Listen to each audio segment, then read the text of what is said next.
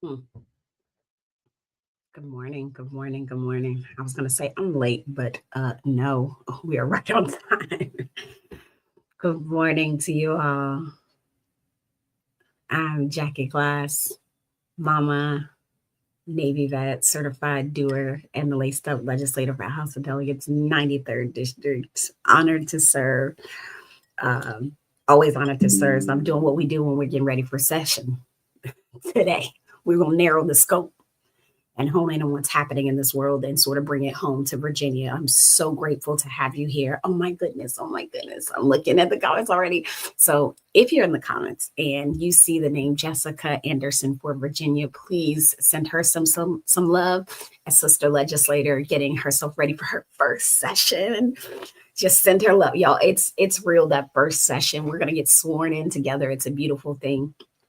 Um, what Jessica reminds me of is sometimes the commitment that is missing to what you remind me of, Jessica, who is on Instagram. So if you're on Facebook or the other places, you probably can't see her name. There is that there are still people out there who have a high level of commitment to community, um, while also commitment to remaining their whole self in growth, but also to the people that won't be around their family. And I think in this work, you can lose yourself. You can lose yourself. And, I get to be a bystander in that sometimes, but also when you see people like Jessica, please, guys, send her some love, and I mean it. When you see people like her, and if you're in the Hampton Roads area, I need you to understand that, like, if you don't already follow her, go ahead and do that. I'm not on TikTok. I'm saying yes. I'm considering it for the session, but uh, that it is going to be a challenge to remain. Um, it's a challenge, Jessica. So welcome to that challenge. Always here, but please, she is one person in our Hampton Roads area. You all, if you're trying to stay informed, if you're just a doer that wants another take, another perspective, and just she's really consistent. So. On a more consistent basis than I, and I'm sure she'll keep you in the know for the new year. All right. So go ahead and follow Jess Anderson for Virginia. If you got TikTok and on Instagram, all those places and spaces, congratulations to her. And um, and excited for the work. Good morning, everyone. I see all the good morning. Jinx, long time no see. Good morning, Mr. Little. All right. So, what I said today is I'm just truly getting ready for session, which means I've got to get myself in the focus of narrowing the scope. And so, today, um, you know, what I'm realizing right now as we prepare is that if we don't start connecting some dots right now, right, someone else is going to connect them for us, and they'll do it with a motive, right? We don't necessarily in this area have great well, I wouldn't say like who do I point to, what media outlets, and you can drop it in the comments. Who's your go-to media source for your neck of the woods? Because I know some of you all are not in the Hampton Roads area, but what's your go-to source for information? And it can't just be this, because I know I don't not consistent enough to put all the things out there all the time, but drop in the comments. I've mentioned Ground News before as a place for folks to go to and sort of be in the know, but I want to know where you guys are getting your source stuff from. Thank you, Brian. It's very much so. He says, you know what? I'm looking forward to the great work, and the coordinated House of Delegates Senate governance session will be same Z's. Looking forward to see what that's going to be like. All right, we're going to put first things first today, for real. So I'm going to start with a roll call and sort of names that matter for the accountability purposes for you all in this work, right? Just who is who. We already know that at the federal level, our I don't want to use the word president because I feel like he is not behaving that way. But in the Oval Office, we have Donald Trump, right? His vice president is JD Vance. At the Commonwealth level, and then if you're in our area, we've got Mark Warner, who is also on the ballot. We've got Tim Kaine. And then we've got, in my area, I'm in a 3rd congressional district, that is Congressman Bobby Scott. At the Commonwealth level, we've got right now the current governor is Glenn Youngkin, and the governor-elect is Abigail Spanberger, who will be inaugurated on January 17th. The Attorney General is Jason Urias, and the Attorney General-elect is Jay Jones, who will take office on January 14th. The Lieutenant Governor right now is Winsome Earl Sears, and our Lieutenant Governor-elect is former Senator, now Lieutenant Governor Ghazala Hashmi. She will succeed her. And then down in Richmond, in the Virginia General Assembly, we're going to convene on January 14th. And you can follow everything through LIS. That's the Legislative Information System, again, or LIS for short. That's the best, that's kind of the cast of players, because we're in this show together of who holds what levers. As I said that I want to put two things out. I just like two things hit me. Number one, we have a town hall. The Norfolk delegation has a town hall on Saturday. If you go to Eventbrite, it is Norfolk's town hall. So I would love to see you guys there Saturday. I don't know why the time is failing me. I'll post it today just so you have it. Go ahead and share that. It's virtual, so you can share that and be a part of that virtually. I also want to hold space as we understand the players, to tell you that because we don't get the opportunity to talk about everything that's going on doesn't mean that it isn't affecting us in some way, shape, or form. I can tell you what happened in Minnesota, and if you're not aware, a woman in Minnesota, her name is Renee Nicole Macklin Good, 37 years old, mother, was shot and killed by Immigrations and Custom Enforcement, or ICE for short, during an immigration operation. And I'm going to be very careful because, again, leadership means we're not freestyling the facts. And last time I said I had to check the facts. Last time I put something out to y'all, was on the news about saying I was putting out false information, had other elected saying I'm putting out, when I directly said I'm going to verify the facts. But this is that I know you guys are sending this to me, and I know that it's very clear, and I'm looking into it. Here's what we know as of today, right? Major outlets, including the Associated Press, are reporting that she was fatally shot by an ICE officer in an operation. And then there's this video circulating online. So if you're here online, you probably in some way have seen the accounts that differ about what happened seconds before the shots were fired. What we don't fully know yet is the complete sequence of events before that shooting, what orders were given, what was assessed, and whether policy was followed. And that is part of the reason why we have investigations. I look at, as I read these things, and I'd love to hear how you all are feeling about these things that are happening. Is there something in the news that is really hitting you? As I think about getting prepared for session, my chest is heavy. Matter of fact, I'm just be real candid, which I was crying this morning as I did logistics with my daughter because I won't be here to take her where she needs to be.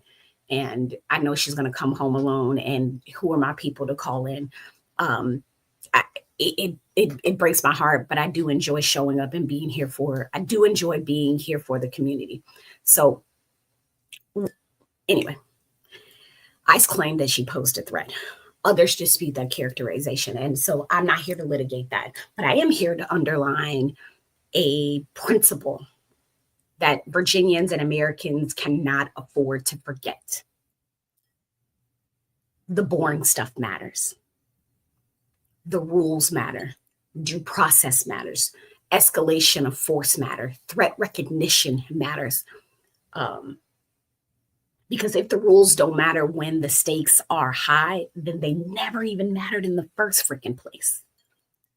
Right? They never even mattered in the first place. And let me put that, let me contextually say, and I'll probably come back to this, is I'm looking at it from my time I spent in the Navy as what was called it was a anti-terrorism security force, right? For me at the time, I can be really honest with you. I felt like it was just a glorified gate guard. I'm just standing gate guard. Watch. But I had a weapon. I had the opportunity. I had to choose, should there be a threat.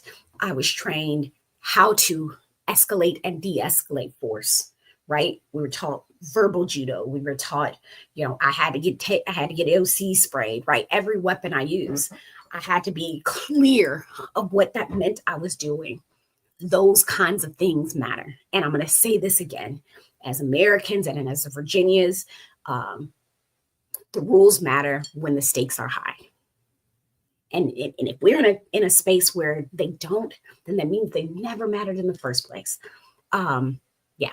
And everyone who stood a post when I was on ASF, again, anti-terrorism security force, carried a weapon. And it wasn't just, hold this thing and walk around. There was training. And if you've been in the military, I'd love you to drop it in the comments, or been a part of any sort of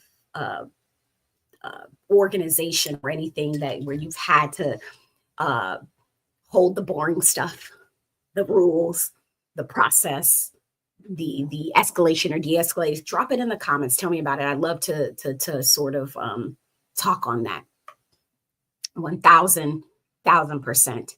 Hey, yeah, I see you guys in the comments saying you just saw the video. Christy Dudley, I'm not sure if we left the UN. I haven't read anything this morning, but I will.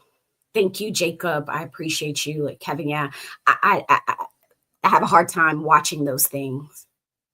I have a hard time. But I also recognize that you all are consuming it. And so there's a level of awareness that I need to have as a legislator in this. But, when I think about ASF, Anti-Terrorism Security Force, standing those washes, it was about training.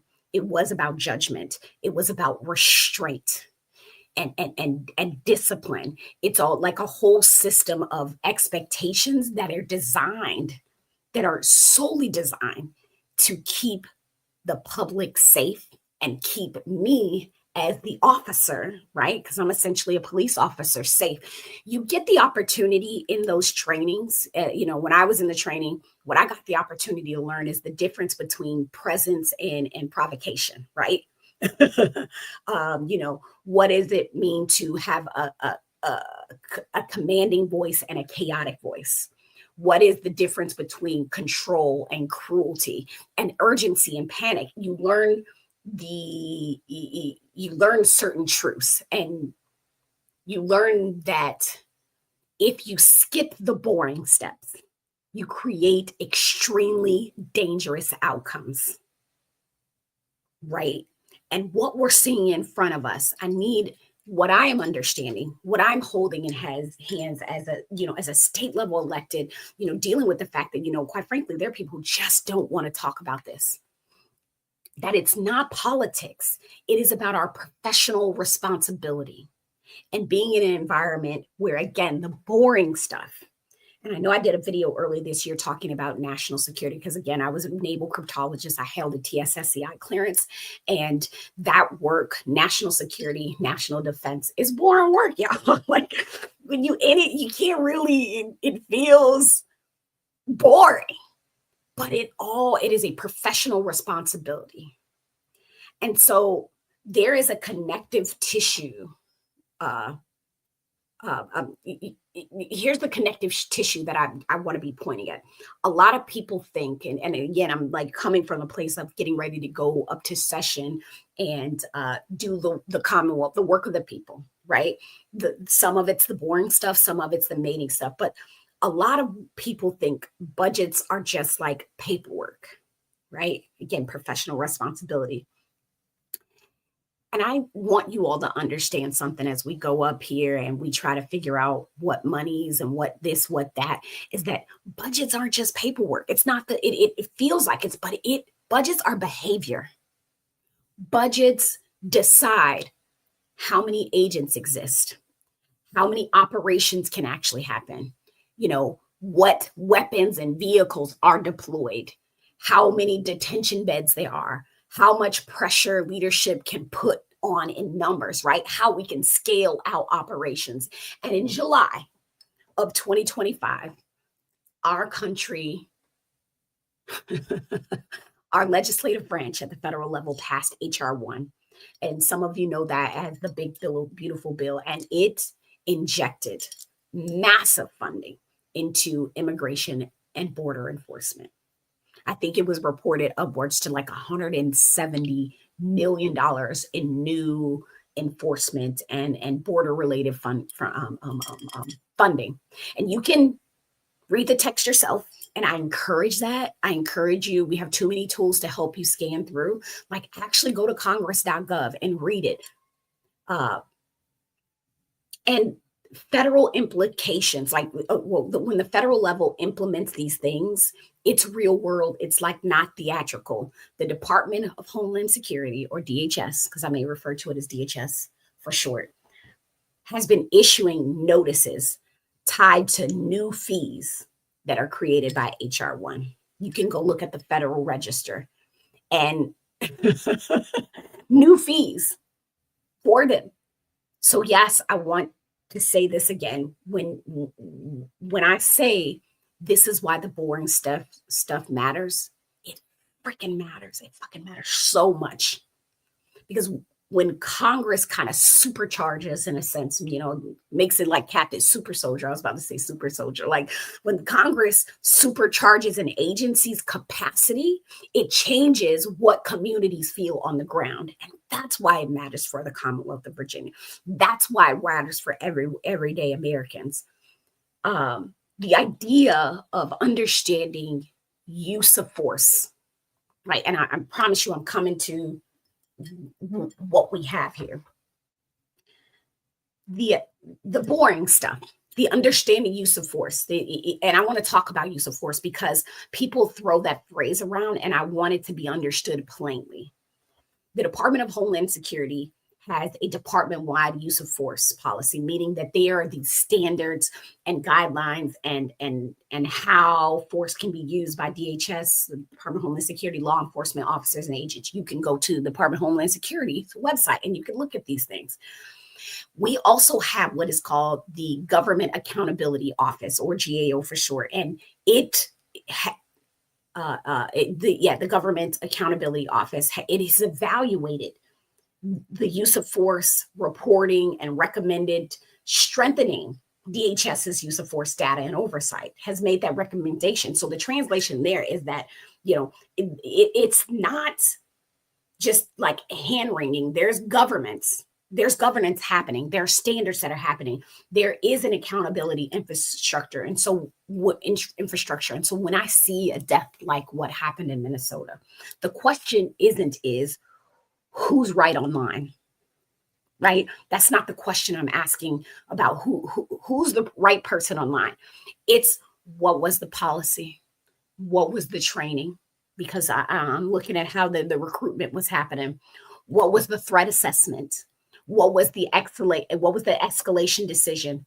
What oversight exists? What evidence can be reviewed? Can be actually reviewed? And that's how grown-up governments behave. And we are not there. Let me go back to, Christy Dudley said ICE isn't trained, they're vigilantes. And I can understand why you feel that way. I can really understand why you feel that way, because it sits in my chest. And to Brian Daniels' point, when American citizens have to start walking around with their papers, he said, quote unquote, papers. I'm going to put this up. You know that things are headed in a scary direction. And I'm just telling you, people don't want us talking about this. They want me as a state legislator to act like it's nothing. They want you to, just because you don't see it. Hey, Melanie, good morning.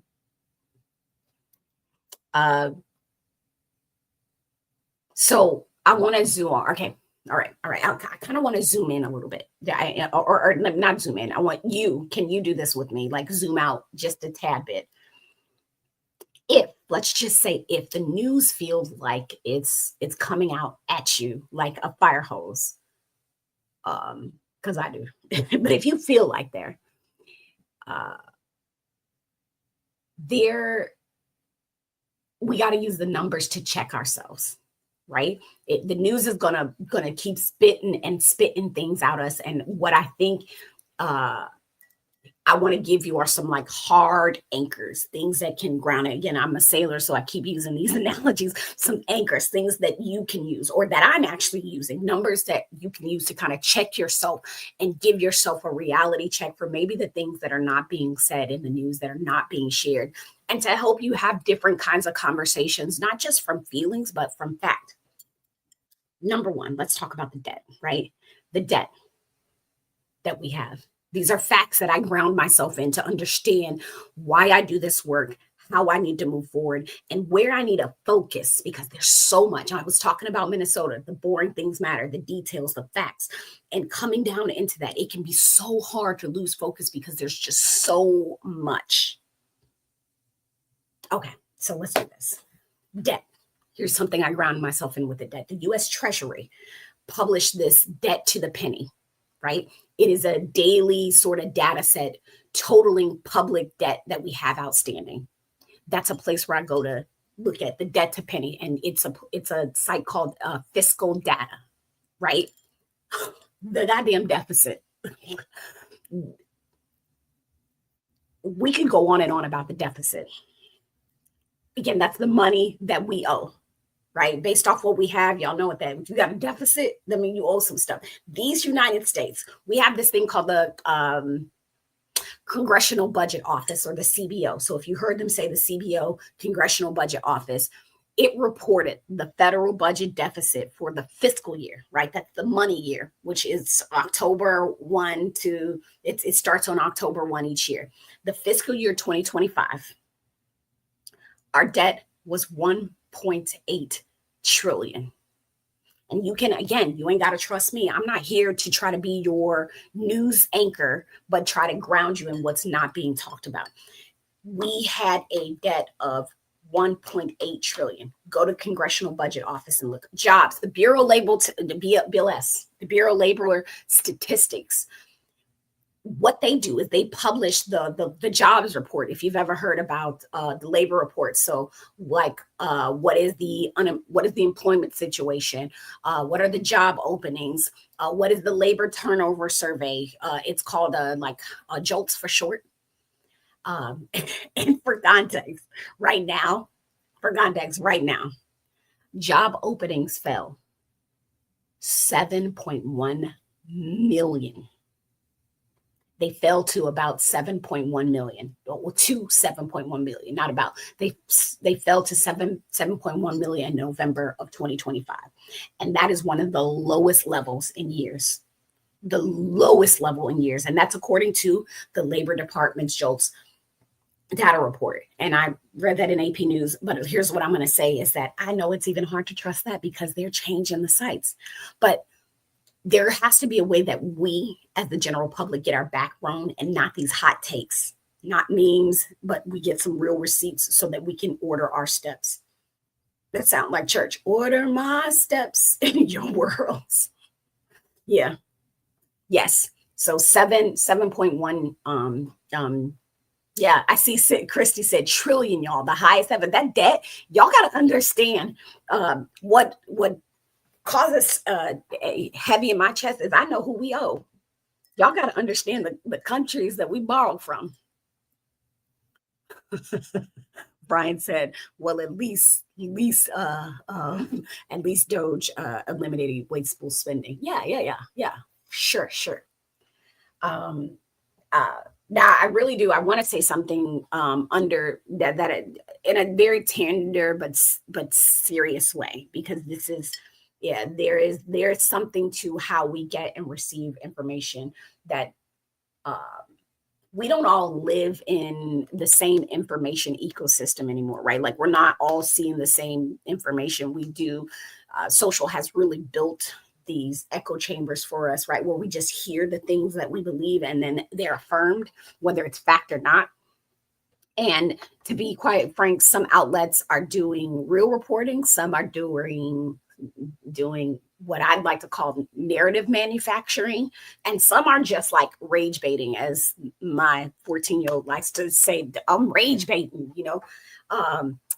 So here's what I'm encouraging you as Morning Dew folks to do in the 2026, right? Here are our go-dos. I genuinely need you to do this.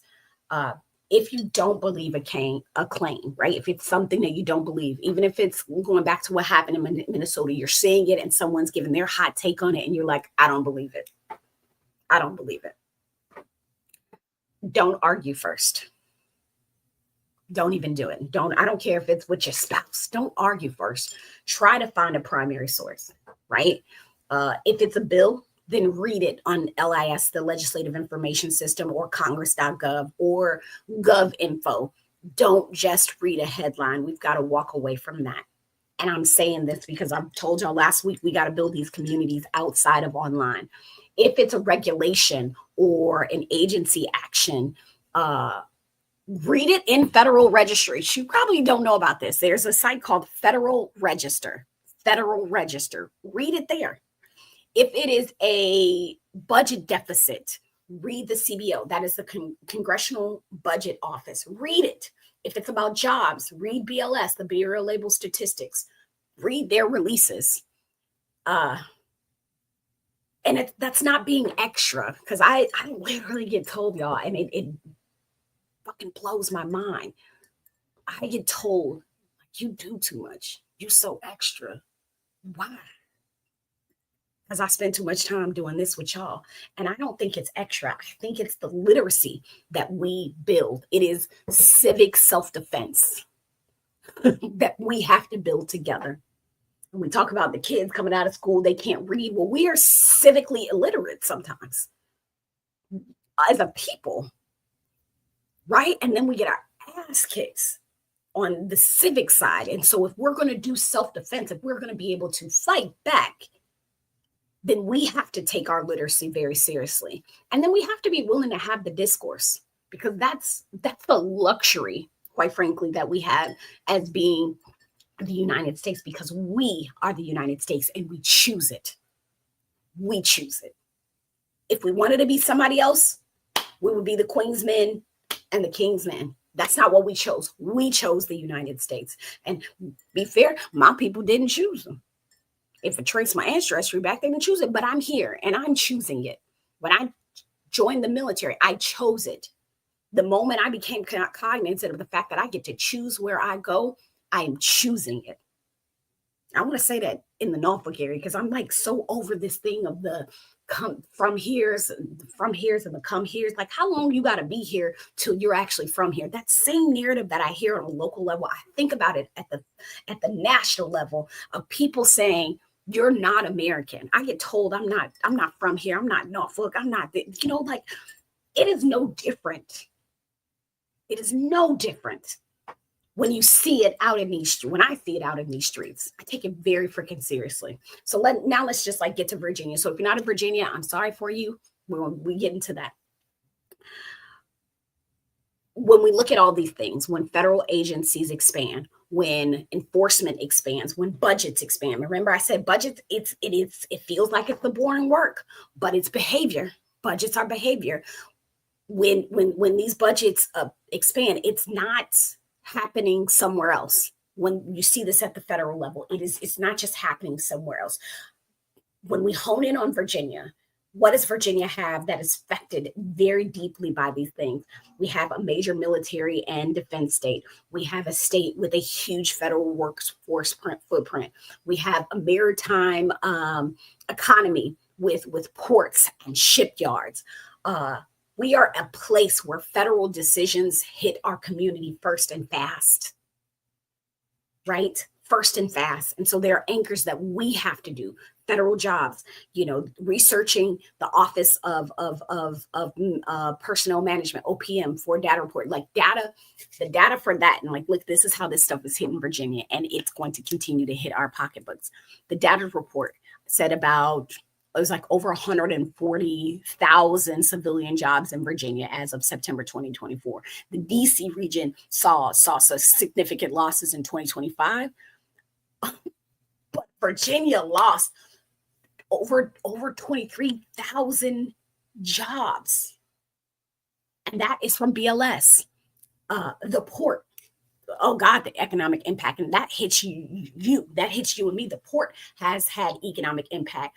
The recent study, and it was from the Virginia port, showed that it helps create more than over 560 something thousand jobs and generates about $63 billion across the Virginia state, right? The military presence. Hampton Roads is anchored by installations, right? We've got, I think we're like our own military Facebook of defense contracts and personnel, compensation and all these other things. So I will say that war, wages, weapons, the weaponization of departments. When I say that, when I talk about that from this higher level, bringing it down to us, that means everyone in those things has a Virginia price tag. We gonna pay. The boring things matter. War moves shipbuilding, deployments, readiness, family stress, local economies, wages show up whether paychecks keep up with cost or not. Weapons, they raise the stake of enforcement when conflict expands. The weaponization shows up when agency, they find these ways to intimidate people instead of being of service. And it is not this abstract sort of concept. It is how you and I, real people, live. And as I walk into this next General Assembly session, I'm thinking, what does readiness look like for Virginia? And you can tell me how it's hitting your pockets and how it's in you, but what does it actually look like? The session is going to begin on January 14th. That is a week from yesterday. And we don't get to control everything that happens federally. We don't. But we do control how Virginia is to protect people, to keep the Commonwealth functioning. And then we've got to look at it as like, how do we self-sustain? How do we make strong state level infrastructure? How do we ensure that there are resilient local economies? How do we be clear that, about public safety standards? How do we support systems for families navigating this uncertainty? When that whole federal apparatus is unstable, whether it's shutdowns, because I live with a federal worker. I'm on edge while I'm in session doing the people's business. There could be another shutdown. The last one did not feel good, I can tell you. So whether that's shutdowns or there's like this policy whiplash going back and forth or enforcement surges, Virginia has to be stable. We have to be stable enough to not snap. And that's literally what leadership is. And that's what we've got to be looking for. And I can tell you some of the smartest people I know have been people right in my neighborhood expressing to me, here's what I think you do. One woman was like, why don't we have a state-owned bank? Why don't we have a state-run bank? North Dakota has. And I'm like, oh, I didn't know this. You all and your civic literacy make a difference in how we do business. So I'm going to go to the comments before I sort of go to the actions for the morning dew, folks. And I want you to pick two when I get there. I'm gonna walk it down, but I need you to pick two because I want to be in a time of action, not of doom. Let me be doomed. Like I'm taking my anxiety meds, right? I'm trying not to spiral because there's so much to spiral about, but I want to get there. Yeah. So what I see, Kay Willie, thank you so much. You said it's not extra, it's extraordinary. Absolutely. David James Glass says citizens need a way to file bills themselves. Then that means we'd have a real democracy. So because we're in a constitutional democratic republic, you gotta use that republic piece. That's where we're at, right? And it would be chaos. So I think we just need to find a more way to be direct and make those connections with citizens so that we can get citizen. I have I probably have more than that citizen idea bills that I'm bringing forth. Spirited One. So basically they want us to be educated on what they're doing. Yeah. I mean, Spirited One, when people are hitting you left and right, you lose focus and then you don't see the other things that are happening, the boring stuff that is making the bigger difference, right? The budgets, the bills that are passed, how they impact it. You're counting on your civic illiteracy, excuse me, counting on it 1000%. David James Glass says also the amount of bills is too much. Can we high five? High five. Legislators voting on things they aren't educated on is a problem. That will always be a thing. You know, I walked into legislating thinking, and these are comments on Instagram, so I can't show you all, so I'm reading them. But David James Glass, I walked in, was like, man, I'm going to read everything. And that is a novel idea. The way I prioritize, and just to give you solace, there's just so much, is that I don't even put my mind to a bill unless I know it's coming in front of me. So there can be bills, you know, you guys, the constitutional amendments, maybe I'll see those because I'm on privileges election. And actually, I don't know what committees I'm be on until that's at the pleasure of the speaker. The speaker will pick the committees and tell us where we're going. But the previous years when I was on it, then I know. But if there's something related to health and human services, I'm not going to see that bill until I hit the floor, right? And this is why it's a team sport, why we have to keep each other educated, because there's just no way to get things done and have everybody be extremely knowledgeable on everything all the time. Think of it like this. If we're building a house, you're going to have your electricians, you're going to have your architects, you're going to have your carpenters. And I don't expect the carpenter to know what the electrician is doing. But when it all comes together, I expect that the carpenter build in a way that allows the electrician to do their job and see things in a way that, and the architect to have that overall, to provide that vision for what we're doing. We all play a role in this, and that's the nature of a republic. It can be a problem, but it's the reality of where we are. And we are always trying to, I can tell you the vast majority of folks there are trying to do their best. What I will underscore, and what I always underscore for you all, is that there are a lot of good-hearted people in the political arena, very good-hearted, present company included. Heart is in the right place 99.9% of the time. You know, maybe there's some times where I'll be like, you know, I just want to punch somebody in the mouth, or I don't want to do this, you know, like heart is in the right place the majority of the time. But I cannot always do things out of the goodness of my heart. I need pressure. And so this is why I come here to you all on Thursdays and say, like, sometimes you got to it makes it easier for me to ground myself in some of the hard things when the community is like, F that. Yo, this is what we wanted to do. And I can say, listen, I'm getting pressure from the community that asked me to serve. This is the republic part. That is the participatory part of where you all come in, because it can be hard. And I'm just saying this like Jackie as Jackie, right? Who is now the delegate. It can be so hard to get in those rooms with big opinions. We all have egos, all of us legislate, because we said we're the one to solve the problem. It can be very hard to get in those rooms and stand firm. Not everybody can do it. And then maybe it isn't standing firm. Maybe it's speaking and saying your opinion. It can be intimidating. But what grounds me is that my community is really good at telling me yes, no, maybe so, right? There are times when I'm not being directed. I didn't get anybody's opinion on it. So I've got to make a decision. That's what you elected me for. Again, that republic part, the republic part of things. So that is why you're important. And that is why we need more participatory. Yeah. So David James Glass, I love this. You said being extra is how you change things. Most people complain. Us extra folks get the things done. Yeah, I'm trying to live with that. But can I tell you that that hit me in my chest when I was told that recently? What was said to me was that, you know, I was having a conversation about being able to show up and be a collective unit and stand firm. And when we're collectively against the bullshit, sometimes behind closed doors, that we would be better. And I had someone say to me, well, like, you would be able to tolerate the BS that happens behind closed doors better if you would do less in the community. And I can't tell you that it didn't shock me.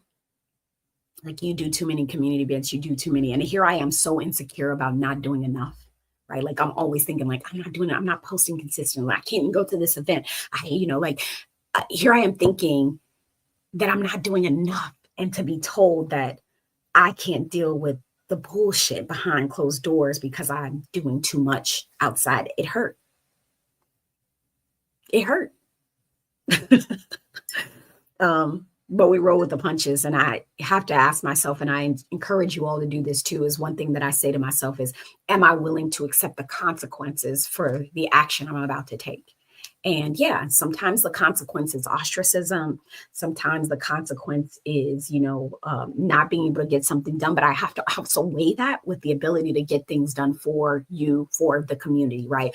On behalf of the residents of the 93rd districts, for the citizens of the Commonwealth, for everyone who chooses the come here's, the come from here's, and the passing through here's.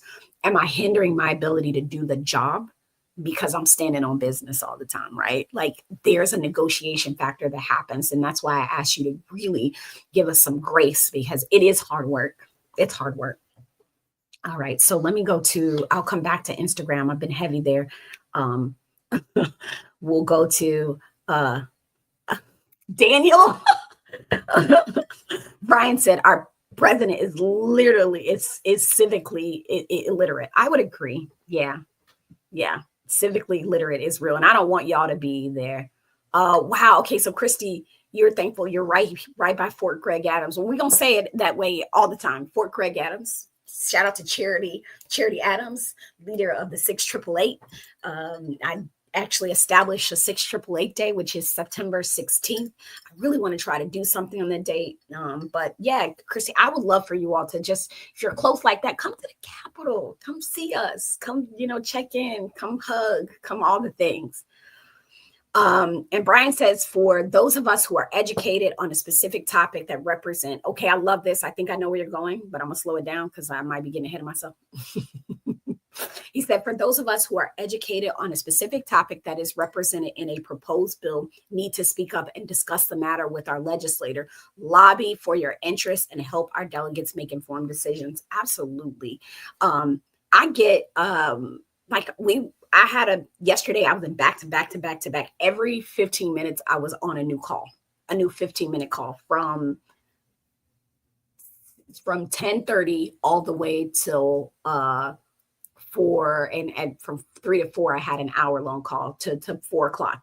Every 15 minutes I was on a call with someone new who had an issue or something that they needed me to hear. And one of them was about hound hunting. Now I live in Norfolk. Ain't nobody out here hound hunting, okay, to Brian's point. But I'm going to, because if I still sit on the Committee for Agriculture, Chesapeake, and Natural Resources, I'm going to have to vote on that bill in the early stages where it matters most. How do I get educated on this? And this kind of goes back to David James, what I was saying too, is like, we're voting on things we know nothing about. Am I willing to ask the questions? Can I lean into other experts, people that are living it? Yes, that's what I have to do. Because the idea of thinking that I'm going to know all the things is what I would be doing something else if I had that ability to just be in the know in that way, right? I would have to be doing. I mean, money ain't everything, but it's nice. And I'm not a rich bitch, okay? Like making $17,640 doing this job a year. Shout out to my spouse for allowing me to serve and having a good job. But again, it's a good government job that I have to worry about also. Because there was a period of time where we were not getting paid, right? So keeping it real, like that's, yeah. So yes, we do need you to be participatory. It is so helpful. And you may not talk to me directly. You may not talk to the senator, the delegate directly, but you got to talk to their staff. My staff is full-time. They typically make 2 to 3 times more than I make. They're the full-time person here. Okay. So there's that. And I'm gonna get ready to wrap up because I know I got to do the action items, and I've been on here longer than I'm supposed to because y'all do that to me on Thursday. We get to talking and we can't stop. Won't stop. Can I do that? Oh, Rockefeller Records, baby. We get down, baby. Okay, I thought that was Puff Daddy. I was making sure I wasn't being inappropriate. Okay. Oh, thank you. Try to do analogies at work. Hey, hello. Hey, I want to say this to Hell's Angel Raven, who is a local DJ, right? Okay, my therapist said I needed a hobby because work is not a hobby. All right. That's what I was told. She said work is not, I don't, work is fun most times. So I feel like it's a hobby. So I decided to learn how to DJ as a hobby. I need to be somebody's grasshopper so I can learn. I bought some equipment. I need to get a better laptop, but I'm calling you in when you got time. Maybe you can come up. We don't have like baddies at the Capitol or something. You teach me how to DJ, and we DJ in my office. I'm serious, low key. I'm serious, but I'm playing, but I'm serious. Right? Trying to be transparent though.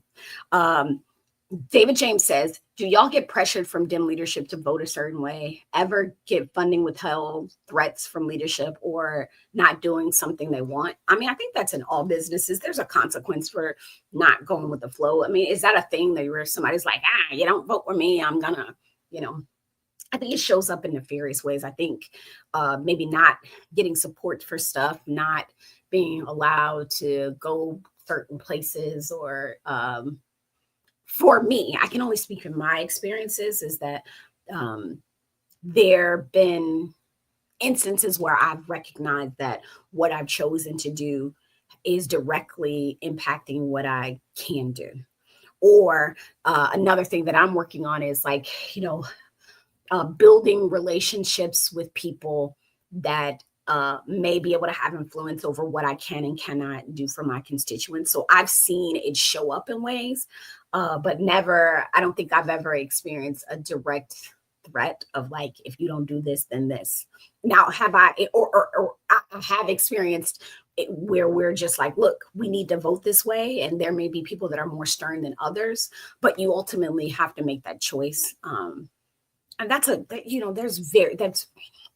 very few people, sort of roll into that, David. But I would be lying if I said the pressure isn't real sometimes on certain things to move a certain way. And you definitely know there is a consequence because you want to be a team player. That's the tough part, is that when you don't always ride with the team, you can be put aside because you're not seen as somebody who, plays well in the sandbox. And I've been accused of that. I'll say that. I've been accused of that. Uh, and it's a fair and unfair assessment, right? It's a fair and unfair assessment, I think. And again, I have to, um, I have to, I have to live with that consequence, and I'm kind of okay with it in most cases. But I want to do better because I don't want to ever hinder my ability to show up and serve the people of the 93rd district or Virginians when I have a solid point or feel like I may have a good idea that if executed or given to someone else to execute could be useful. You don't want that, but I deal with a little bit of ostracism, a little bit of, those sorts of things. And it's okay. You have to be able to live with your choices.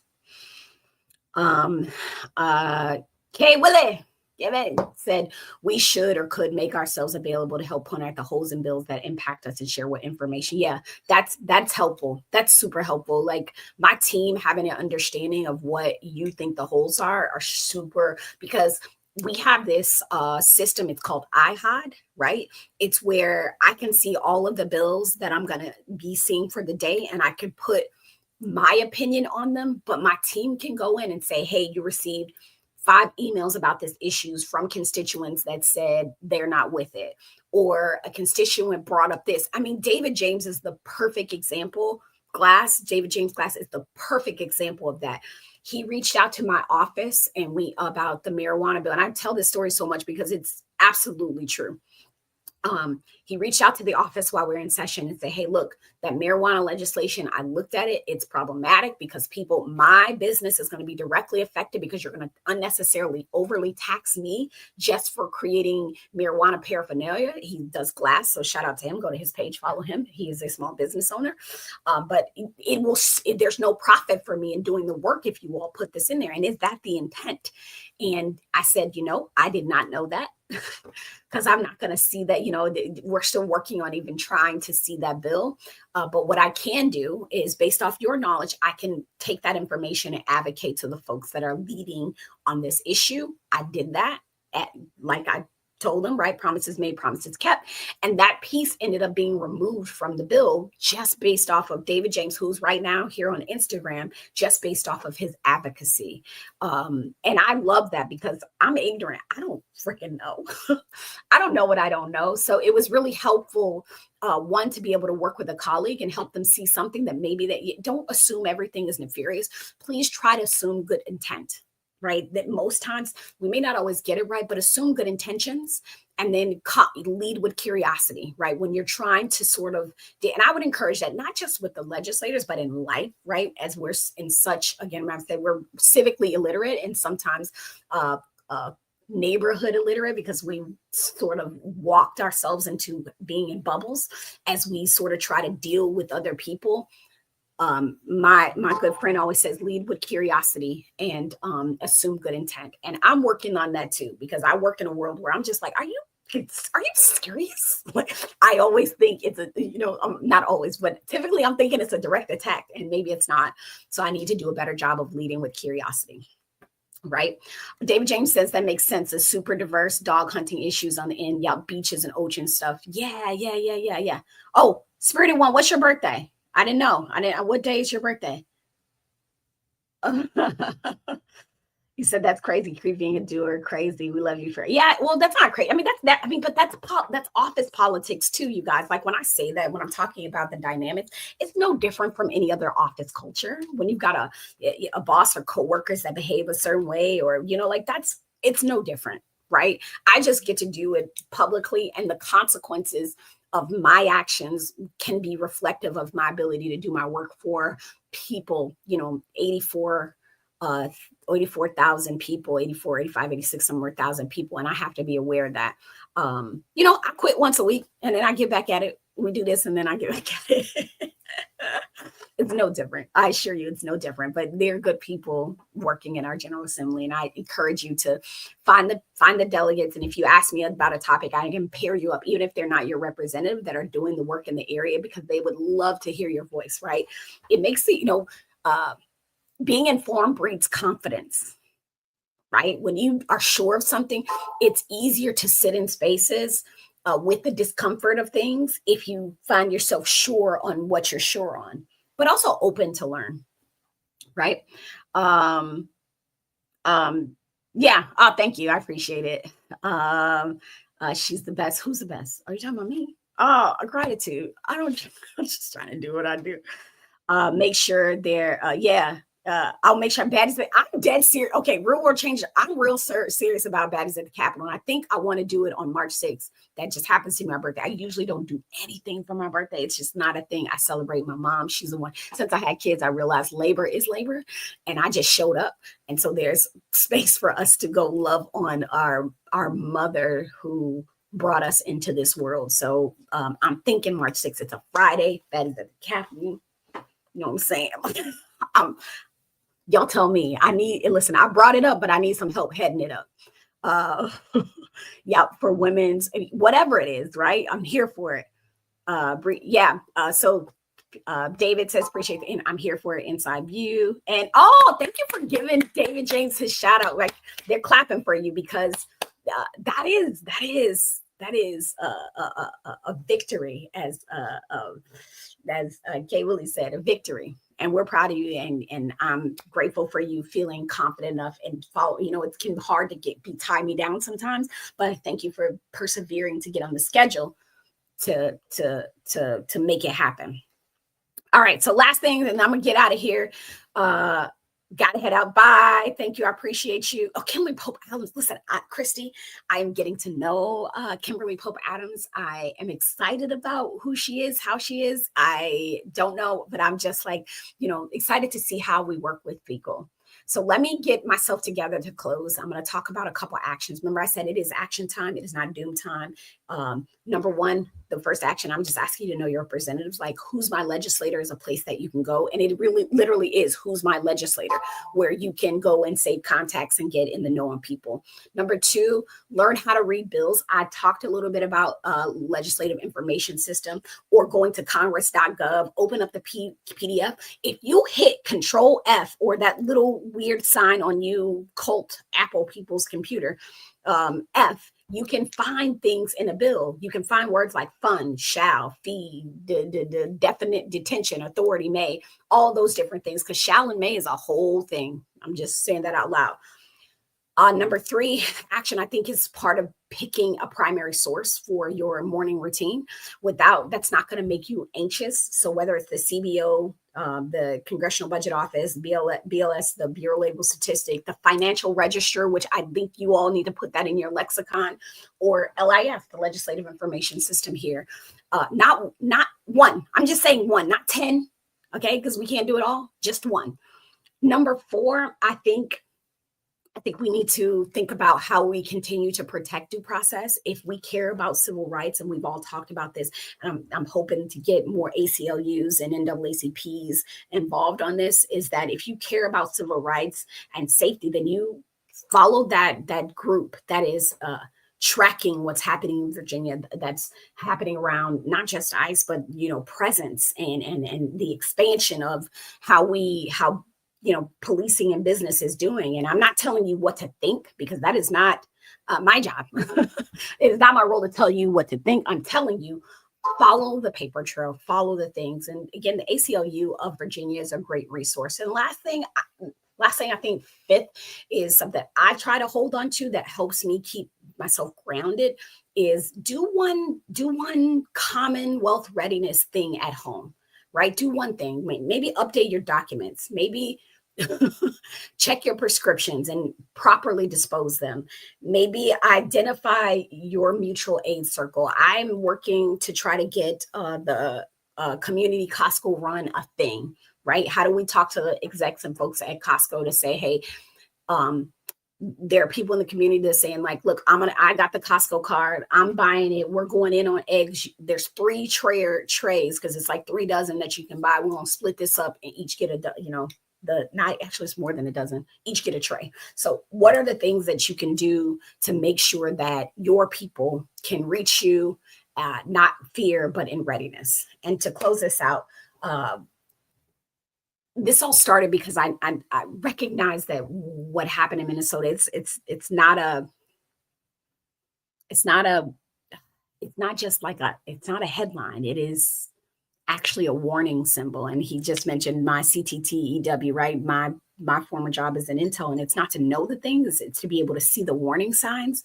And what are the early warning indicators to say that there's a threat or that we're going to be safe? These things are just warning signs for other things in history that we've seen. I need you to get closer to it, because you'll realize, you'll lose the panic and see the pattern. Oh, that was good. I like that. You'll lose the panic and see the pattern. So if you'll know that if the warning is that if we expand enforcement, we have to have better accountability. If we add money, we have to have better or add oversight. If we sort of increase operations, then we have to sort of increase discipline. And for Virginia, the assignment is really simple, and it's hard at the same time. We have to put first things first. We have to learn the rules. We have to read what's written. We have to stay grounded, and we have to actually build resilience. Is that fair? Can we do that? I was always like, look, I'm here. Yeah, I'm here, right? Oh, join a commission. He's absolutely right. Join a commission. It's a thing. Find a thing. But this is the work. All right. Oh, Chrissy, your birthday's the 7th. Okay, I got to stop reading comments because I got to get up out of here. All right. So here's the deal. As always, I am Jackie Glass, Mama, Navy vet, certified doer, laced up legislator for House of Delegates, 93rd District. I need you to remember that village is a verb. Are we building it or no? It's an action that we do every day. And the thing is doers get more done. Don't sue me, Home Depot. Peace. Love y'all. Oh, Marcella, look, INW is key. Pat, hold on. I'm just going to put this up here before I go. This is the boss man, okay? I want to go sit in his classroom. I'm trying to get ready to go to the session, but I need to be in your classroom more than you know. Seriously. All right. Be well. Cheers. Delegate Glass out.